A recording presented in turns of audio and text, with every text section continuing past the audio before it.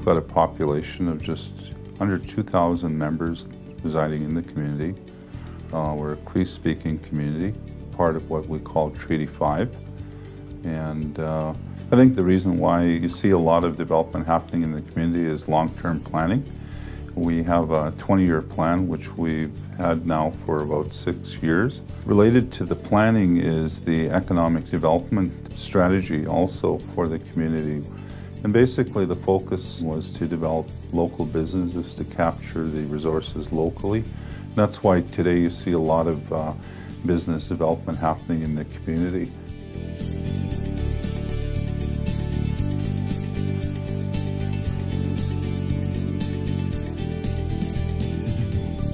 The end goal is to create an economy for our community, and related to that would be the partnerships that would generate resources for the community.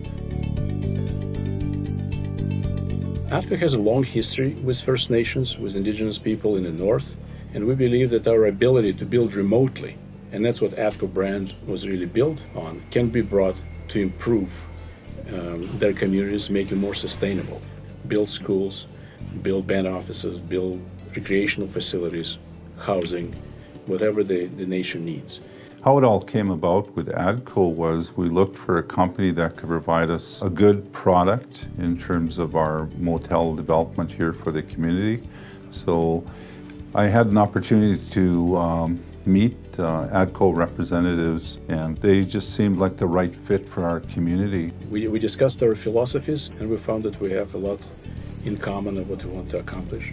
And from this engagement, we came to know Chief Cree and his council, and Chief Cree also understands what ATCO has in terms of our business acumen, in terms of our technology, our ability to execute, and our genuine interest and desire to work with the First Nations.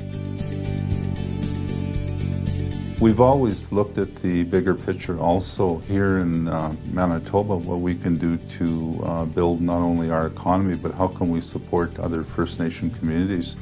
And when we got into discussion with ATCO on the development of a potential plant that would build modular units for other communities, we both came together and had a good discussion and realized that we had a lot of similar goals.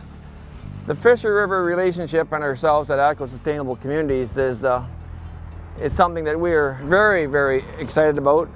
What Chief Cree is proposing, it is totally thinking outside the box, totally what we call in today's world a game changer. It's innovative, it's impressive, but most important, it's about doing the right thing for First Nations.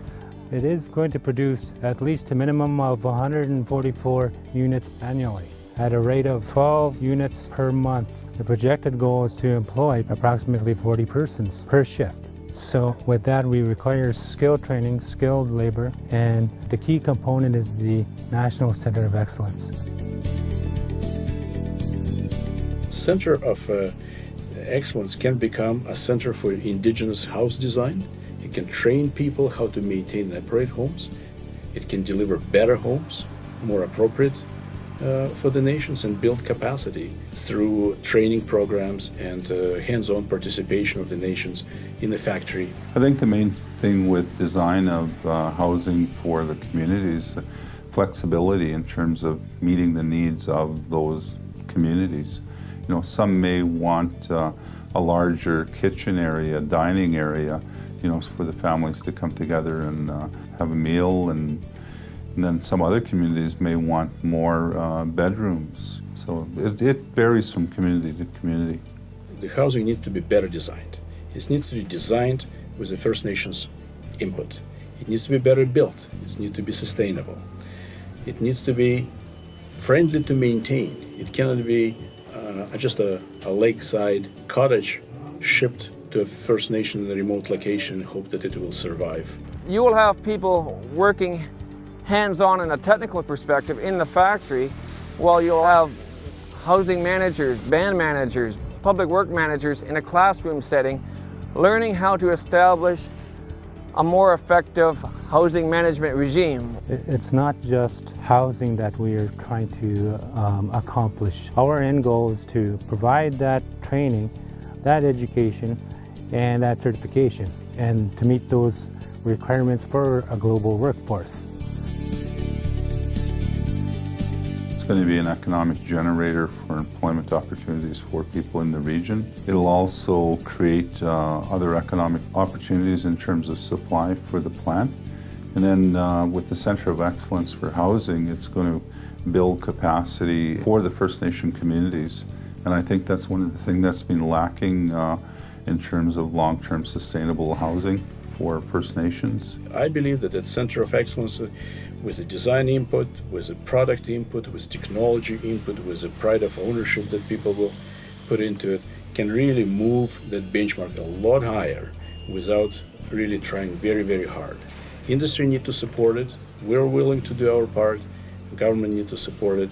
And I think the Fisher River is a perfect platform to execute that paradigm change. Fisher River will be the central point where everybody will be encouraged to come, receive information, and raise the bar on continuing to improve the housing situations for all First Nations right across this country. For me personally, it means that we're going to have something for our youth in the future, that it'll create a good base of opportunity for our young people, as they come through our school system. Some people may not want to go on to post-secondary, but they may be interested in the area of trades, and they'll know that they'll have an opportunity to join the workforce here in the community. And I think the overall thing too, it'll create a real sense of pride for our people here in the community.